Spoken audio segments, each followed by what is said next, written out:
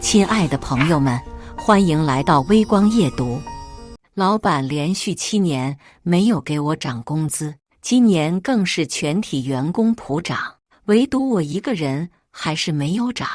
我生气地推开老板的门，质问他为什么这么多年不给我加工资。老板头都不抬，采购经理这个位置不给钱都有人抢着做，谁爱做谁做。说完我就出了老板办公室，接下来开始我们本期故事，记得点击订阅并开启小铃铛。我还没走到自己办公室，就看见行政部的张强进了老板办公室。大概1个小时以后， HR 就发邮件出来，公司为了消除潜在风险，采购经理这个高风险职位任期不能超过5年。根据公司办通知，采购部的白某某经理和行政部的张强经理工作调换，即日起实行。过了一会儿，张强就走过来跟我说：“白经理，老板让我们交接一下，你看什么时候合适？”其实我早就知道张强找过老板好几次，而且拍着胸脯给老板说他不要工资，而且肯定做得比我好。这不是赤裸裸的给老板说要吃回扣吗？老板应该无所谓，反正在他的概念里，谁在这个位置上都会吃回扣。张强愿意不要工资，最起码还能省出来一点。我听到这个消息后，真的无语到极点。以前张强见到我客客气气，以为他老是给我推荐一些不靠谱的供应商，可是都被我拒绝了。如今小人得志了，已经迫不及待了。张经理，采购部的事情比较多，我还需要整理一下。下个礼拜我们花时间交接一下，以免出了什么差错。我还没说完，张强就打断我：“白经理不会是不想换到行政部吧？现在这个社会，拿着钱去买东西的部门还有什么事情能出什么差错？”然后一脸嘲讽地看着我，既然张经理这么说了，我随时可以，那我们现在就去办理。我是万万没想到，这小子猴急成这样了。于是我带着他去了我的办公室，给他大概讲了一下现在的采购流程，几个重要供应商。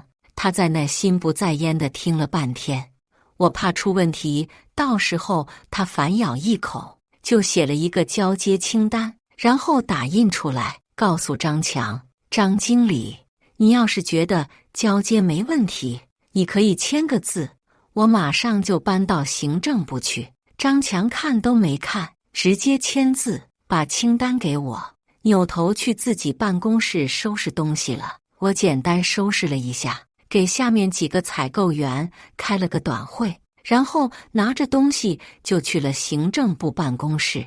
我到行政部没几天，产品经理就找到吐槽，张强把我们几个主打产品的包木料供应商都换了。其实我早就知道了，前几天供应商给我打过电话了，张强要求他们降价20%，分10%回扣他，要不然就不下单了。供应商都快哭了。白经理，你应该知道我们的成本，我们产品出口欧洲，质量要求那么高，我们的利润最多也就10%，没办法做呀。我也爱莫能助，只能看着张强取消了他们的订单，然后去东莞找了一些手工作坊。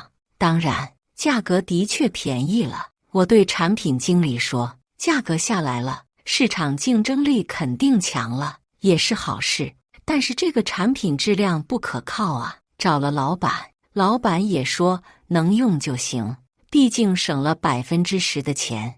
产品经理苦笑了一声，叹了口气，离开了我办公室。看着产品经理唉声叹气，我暗自庆幸，幸好张强没有影响到我。还没庆幸几分钟，前台菲菲走进来对我说：“白经理，采购部的人说张经理要把物业公司换回原来那家。”我气得差点吐血。最早张强把物业公司选择权抢到自己手里，他不知道从哪找了个奇葩物业公司，不到半年，出现了保安推搡客户、保洁偷拿公司东西这种恶行。老板也生气了，就让采购部继续负责物业公司。所以我当时选择了一个行业内知名的物业公司。现在的问题是，物业归采购部选择，但是行政部负责具体管理。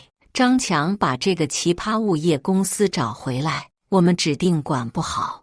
我站起来打算去找张强商量一下这个事，但是产品经理苦笑的样子还在我眼前没有散去。我跟菲菲说，我们做好对他们的考评，你多操点心，有什么不对劲的事情随时给我汇报。不仅是我，一会物流的老李悄悄跟我说，货代也换了。HR 的张静说，我们以前的猎头公司、劳务派遣公司也都换了。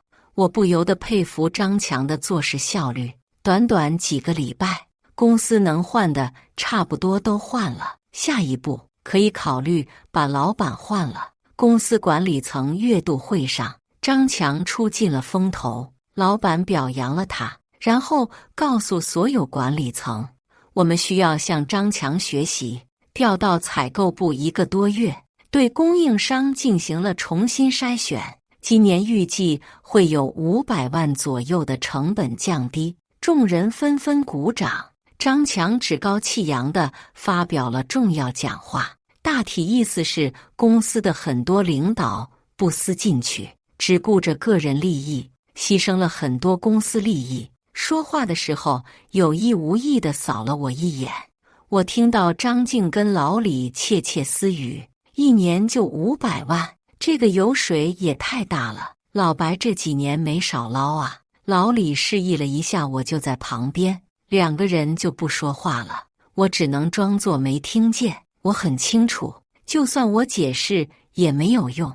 张强现在是老板的大红人，换供应商基本上他说了算，产品经理和其他部门经理根本插不上话。之前帮需求我都会和产品经理、技术部做沟通，基本上以他们的意见为主。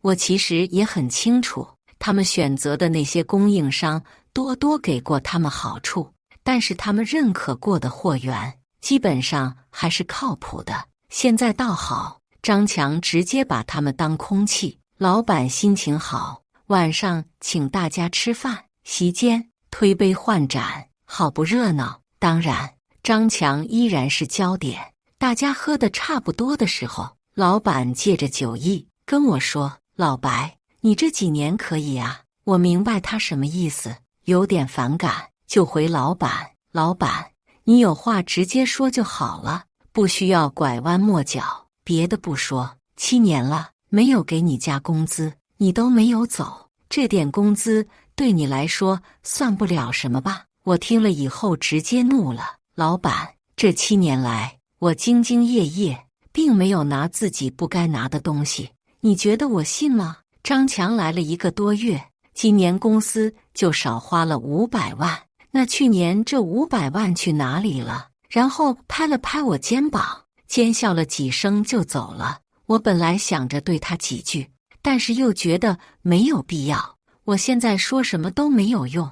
老板只能看到今年少花500万，其他的我说的再多，看起来也只是给自己吃回扣找借口而已。于是我没等他们聚会结束，就自己一个人回家了。这样我走了之后，他们讨论白半亿的传说的时候会更嗨一点。哦，对了，我白半亿的外号是张强给其他人说我回扣金额的时候给我取的，大概意思是我每年回扣有个500至600万，这些年拿了公司半亿回扣。行政部作为公司的情报中心，到了下午，前台的菲菲就告诉我了，大约3个月后，产品经理去东莞访问完供应商后，跑到我办公室跟我吐槽，张强这小子太狠了，直接跟供应商开口要1套房。这一句话直接勾起了我吃瓜的欲望，赶紧催着他快说。我昨天去访问我们最大的那家供应商，结果发现他们老板对我爱答不理。巧的是，他们的技术经理和我是以前的同事，一打听才知道，张强给人家说谁来了都不用理，这个业务只给他们。我之前的方式是，产品经理和技术经理负责供应商的质量和技术的把关，所以他们去供应商那边也是各种招待。至于他们也没有拿回扣，拿了多少，我其实不太在意。毕竟供应链的稳定和质量比起成本更重要。产品经理接着说，据说是张强要让供应商老板表示，这个老板也是个狠人，直接以张强的名义在城里买了套房。当然，当了老板都不傻，房子只交了个20万首付，以张强的名义贷了80万的房贷，每个月还款2万。人家也拿捏了张强，你要是持续给业务，人家就持续还房款，如果你把业务拿走了，房款你自己去还，都是狠人。当然，这个房贷让张强和供应商之间的关系有了很大的保障。果然，只有金钱才是一个联盟保证牢固的基础。但是让我们的产品经理有了很大的风险。他看完场，觉得新供应商太差了，没有一个成熟的质量体系，员工素质也差，甚至看到员工在设备跟前抽烟。不过现在无论谁说什么都没有用，老板只相信张强。但是如果产品质量出了问题，第一个背锅的肯定就是产品经理了。我明显地感觉到产品经理在谈起新供应商的质量的时候变得忧心忡忡。这次我不敢幸灾乐祸了，谁知道哪天会不会牵连到我们部门。这家供应商提供房子，下一家供应商提供车子，再有一家供应商提供妹子。张强这生活过得逍遥又自在啊，比起我这个白半亿，张强要会玩得多。比起提心吊胆的产品经理，万万没想到最早倒霉的居然是 HR 经理。一大早，市场总监就铁青着脸把张强和张静以及我们其他几个经理叫到老板办公室。原来欧洲的客户过来到工厂现场审计，张强找的劳务派遣公司跟一个职业技术学校的校长勾结起来，把学校的学生骗到工厂，美其名曰实习，每个学生还交了200块实习费。我们通常给第三方劳务派遣工4000-5000的工资，谁知道这帮人这么黑，不仅把工资装自己兜里，还让学生交实习费。客户现场审计的时候，恰好碰到这些学生，审计员怀疑工厂雇佣童工，然后就找了几个员工进行面试。这下倒好，职高有孩子未满16岁，雇佣童工实锤了。更重要的是，居然不给发工资，审计员当时就炸了，直接停止审计。当晚，欧洲那边的供应链总监就发正式邮件，暂停了所有的合作，要求我们的销售总监给出解释。童工和劳工压榨属于红线，说是暂停，其实已经没有什么希望了。而且审计员还说要把这次审计报告发给当地政府，甚至欧洲的同行。销售总监气得说不出话来。这个客户是我们最大的客户之一，占了我们国际业务的30%。销售总监黑着脸跟张强和张静说，我明天早上的飞机飞欧洲，去给人家解释为什么会出现这种情况，你们2个来解释一下。张强抢着说，吴总，员工的工资和资质审核都在车那边，这个事情我也不知道啊。张静一听懵了，张强，你这话说的不对吧？我们可是按月给劳务派遣公司付工资的，而且我也要求了这些实习生的身份信息，我不是让你去催了吗？张静，员工的审核是你的责任，你没有把好关，这个是事实吧？张静刚想争辩，老板黑着脸说：“够了，想办法怎么给客户解释吧。”销售总监吴总也插话进来：“是的，先想办法怎么解决吧。”最后，老板把所有管理人员叫到一起，商量应对办法。经过几个小时的讨论，得出以下结论：第一，第三方劳务派遣截留了公司发给实习生的工资；第二，审计的时候，正处于 HR 在核实实习生身份的时候，属于过渡时期。偶然事件，销售总监骂骂咧咧地回家收拾东西去给客户解释了。老板盯着张静：“你这个 HR 经理还能不能做了？如果这个客户丢了，你自己走吧。”说完，把大家都赶出来了。我看张静耷拉着脸，也不像公司大会的时候问老黎我拿了多少回扣的样子了。他看见人都走了，拉住我说：“这个劳务派遣太不靠谱了，还是你之前找的靠谱。”这下好了，我估计得找工作去了，都是这个不靠谱的张强。我当时都跟他说了，这家公司有点像草台班子，非要用，我也没多说话，随便安慰了几句就回办公室了。毕竟我知道他们私下也没少叫我白办意。通过这件事，我意识到了一个问题：张强很容易就把责任推到张静身上，张静自己也的确失职了。毕竟任何进入工厂的人的身份信息还是需要核实的，之前都是劳务派遣公司把关，把相关资料汇总好发给 HR， 他们基本上什么也不需要做，所以这次他们也觉得没有太大问题，就等着劳务派遣公司把相关资料提供过来就好。结果就在这个节骨眼上出了这么大个事情。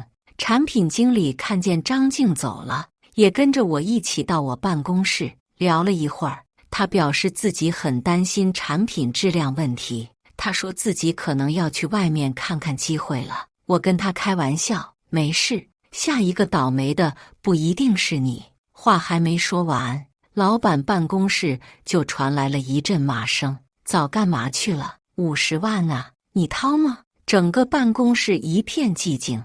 产品经理马上跑到老板门外看热闹。不一会儿，物流的老李耷拉着脸出来了。老李平时跟我关系不错，虽然有点油滑，但是做事情还是靠谱的。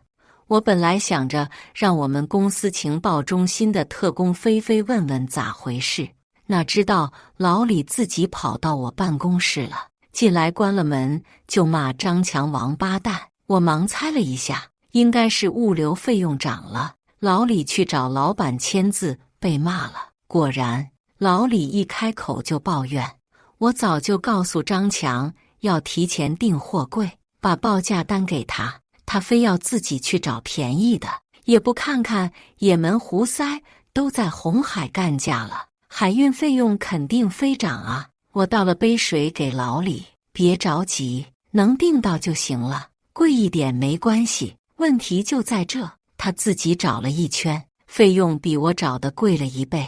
我想着能下订单也可以，结果他又让我回去找原来报价的货代，让人家保持原价，人家不愿意。拉拉扯扯4-5天过去了，胡塞武装用无人机导弹炸商船了，很多商船都绕到好望角了，短期到不了港。结果几个货代都没有货柜了，服了！就现在这个情况，能找到货柜就火速订。他倒好，还去砍价去了。销售总监吴总还在欧洲，就打电话催发货，已经晚了1个礼拜了，再不发货，罚货款的10%，还影响以后的合作。最后没办法，走的空运，货款100万左右，运费50万。张强给吴总说：“要不咱等等，反正罚款也就10万，比运费50万少了40万。吴总直接说：“你要是在我跟前，我非得删你。你是想着以后人家彻底不给单子了？这也怪不了我呀，要怪只能怪胡塞。再说，你当年签合同为什么不签 FCA， 签了个 DDU？” 我只听到吴总那边大骂傻逼的声音。也是，实习生的事情怪张静，运费的事情怪胡塞，下一次估计要怪地球磁场变强。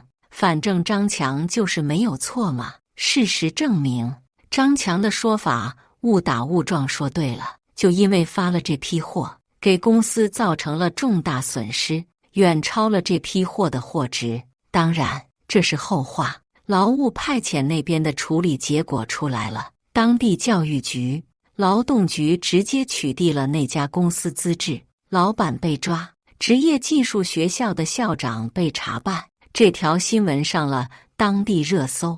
张静被免职，张强又回去找了我之前用的劳务派遣，欧洲客户取消了订单，好在没有继续发酵，这件事就这么过去了。产品经理又来我办公室，我拒绝了他进来。第一次来找我，害了张静；第二次来找我，害了老李。今天又来，谁知道又会出现哪个倒霉鬼？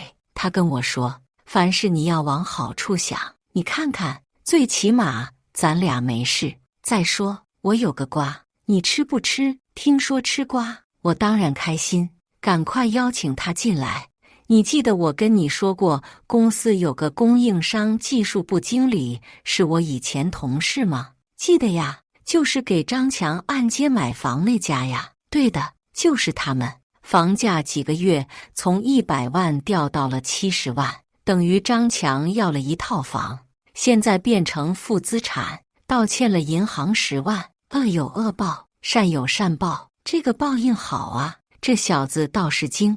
去找人家老板，要把房子卖给人家，还是原价，也就是100万。这样算下来，还了银行的80万贷款，自己拿个20万回扣。供应商老板怎么说？没这么说，人家又不是傻子，里外里错了近50万，人家1年才能挣多少？我听了不由得想笑。这个坚固的同盟是以金钱做基础，现在基础不结实了，同盟内部也需要勾心斗角了。产品经理接着说，人家老板很简单，单价涨10%，可以考虑把房子买回来。张强怎么说？还能怎么说？只能先缓一缓，毕竟每个月的房贷还得靠人家还，你再发狠，人家直接停止还房贷，每个月2万块还得他自己还。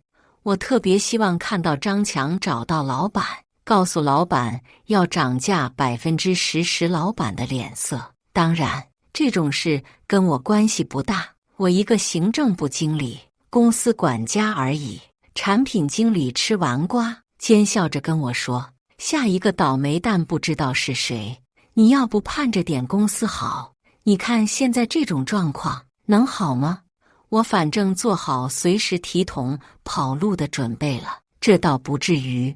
张静也只是免职了，老李也还继续在干。老板要开除，那他的爱将张强也得一并开除。我就是好奇，如果房价掉到60万，张强是不是欠了银行20万呢？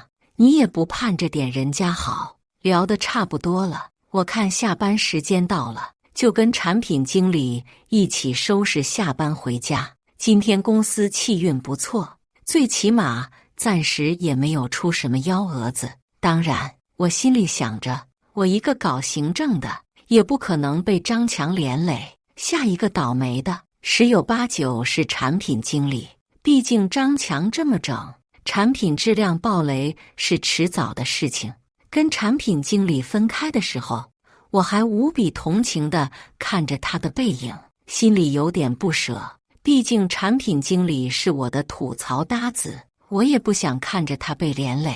万万没想到，打脸来得这么快。一大早，我刚进办公室，就被老板叫到办公室。他指着桌子上的处罚通知问我：“白经理，你要有情绪。我知道你不想离开采购部门，但是你也不能影响正常工作吧？”我一看桌子上的文件，是消防设施过期，罚款5万，工厂即日起停电停产整顿。工厂停产这么大一口锅掉我头上，我直接懵了。最重要的是，我都没搞明白发生了什么事情。这个时候，张强走进来，跟老板说，新的消防器材下午供应商就送过来，我在公安局找了个熟人，明天就来检查，通过了就可以正常生产。老板满意地点了点头，对着我说，要不是张经理及时想办法处理，影响了正常生产，这个责任你能担得起吗？你最好感谢一下张经理。罚款的事情从行政部工资扣。张强冲着我笑了笑，非常绿茶地说，白经理有情绪，我能理解，毕竟收入受影响了，希望以后有事我们开诚布公的沟通，而不是互相较劲，影响公司的利益。说完直接就走了，不等我反驳，老板继续黑着脸，让我回去好好反思反思。我继续一脸懵逼地走回办公室，马上叫来了菲菲，问了一下消防的事情。她也挺委屈，和消防设施供应商的合同采购申请早就给采购部了，但是张经理一直不批，说是让你去澄清一下用处。我突然想起，这几个月的行政部采购申请，每次张强都让我去解释，需要2箱 A4 打印纸，都让我去解释为什么消耗这么多，1箱够不够，买个饮用水，甚至插线板都让我去解释。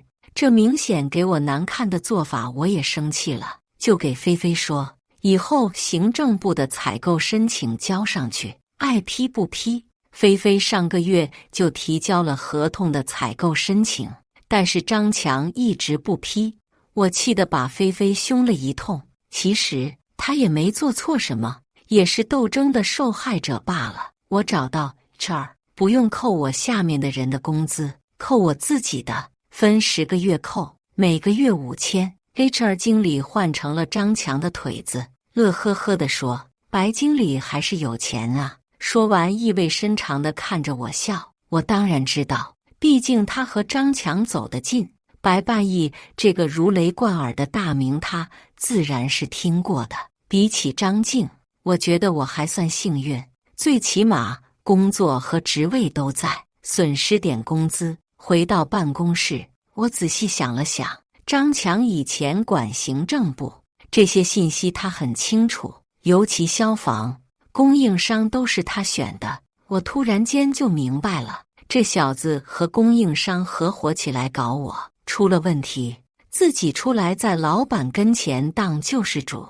吴总那边也大发雷霆，毕竟最近的准时交付率非常差，人家直接拉了电闸整改，估计又会有一批欠缴罚款。客户已经发过几次正式邮件，对欠交造成的损失进行索赔。好在吴总跟客户多年的关系，最后都以警告结束。但是长此以往，吴总的面子也不一定好用。产品经理贼兮兮地跟我说，白兄，你别担心，老板只是警告你一下，你这事就算过去了，照这么下去，倒大霉的可能是吴总了。我无语地看着他，都怀疑他是不是跟张强一伙的。接下来的几个月居然风平浪静，这完全出乎了我和产品经理的预料。就张强找的那些供应商，我觉得能把零件组装起来都是奇迹了，居然坚持到现在还没有出问题。毕竟比正常供应商低了10%，还有给张强10%的回扣，一般小厂的利润也就5%到10%。我是真的不知道他们怎么能比市场价低了20%还有利润。除了偷工减料，不可能有其他选择。本来张强神操作出现劳务派遣和物流涨价后，大家私下都有议论，觉得便宜没好货。张强自己也低调了2个月，毕竟不是什么光彩的事情。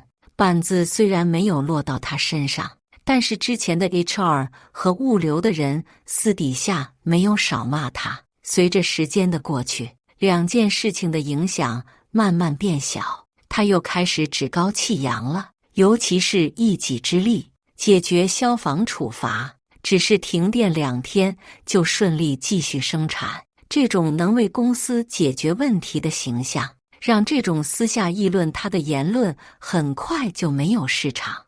他甚至在管理层会议跟老板说，不是有人说我换了便宜的供应商质量会出问题吗？快半年了也没听说有什么问题呀，估计是动了某些人的油水了吧。老板也表示他坚决支持做事情的人。似乎这2件事老板也没有真的怪他，继续对他信任有加。不过销售总监吴总从欧洲回来以后，已经找了老板几次，坚持让把张强换掉。无奈老板看到每年节省500万，还是坚决维护了张强。吴总只能摇头叹气，私下找了生产部门入场检验和质量控制，让他们务必抓紧这几家供应商的质量，确保不出问题。产品经理似乎也觉得自己过度紧张，还悄悄问我，这几年是不是真的拿了供应商半个亿呀？我直接白了他一眼，你自己又不是没有去过之前的供应商，我可不敢随便找个手工作坊给我们供应零部件。产品经理也有点怀疑自己，是不是我们的要求太高了？买了那些手工作坊的东西，我怕睡不着觉。可是老板似乎不买账啊。其实我也能理解，毕竟公司利润也就那么点，省出来的钱就是增加的利润。半年过去了，产品也没有出什么问题。那么我之前选择价格高的供应商，是因为质量更好，就站不住脚了。加上7年没加工资，我也没吵没闹。他们的怀疑理由是没有油水，你为什么还干？我也无法反驳，搞得我有点心态崩溃。其实最近一直想辞职，倒不是扣工资的事情，就是人言可畏。我就算再问心无愧，脸皮再厚，天天听着这些嚼舌根的人，也不可能长久的待下去。尤其张强在消防这个事情上给我的小小警告，明显的告诉我以后的日子也不会好过。不过我还是纠结，如果我辞职了，老板会不会以为这小子捞够了，趁早开溜？更重要的是，我想看看张强这小子什么时候倒霉，实在是咽不下这口恶气。最近公司开始传出信息，张强要被提拔为副总了。产品经理跟我说的时候，我还以为是从供应商他同学那边听说的，毕竟那几个供应商早就开始叫张副总了。但是菲菲也说了这个事情，而且是从 HR 那边传来的消息，以后采购、物流、产品、生产归张强管，合并成大供应链部门，市场和售后归吴总管，老板负责抓技术。好一点的消息是，行政部还是汇报给老板，我将来不需要汇报给张强。但是没有什么用，张强提了副总，想搞我非常容易。当然，产品经理就笑不出来了。之前很多供应商那边有不合格的产品，张强让他去现场看看能不能接收，他基本上都拒绝了。毕竟张强去供应商那边每天都是嫩模会所，他去了除了现场干活，而且还要背锅。他苦笑着说，这次可能真的得提桶跑路了。我也调侃他，要不给我一样，1个月工资扣5000块，任命暂时没有下来，据说吴总暂时不同意。老板没有最终下决心。吴总是我们二股东，当然占比较小，也是现在的唯一副总。张强提拔了，他自然不愿意。但是更重要的是，张强已经暗暗坑了他好几次，导致现在客户那边抱怨越来越多。我跟产品经理打赌，看看吴总能扛多久。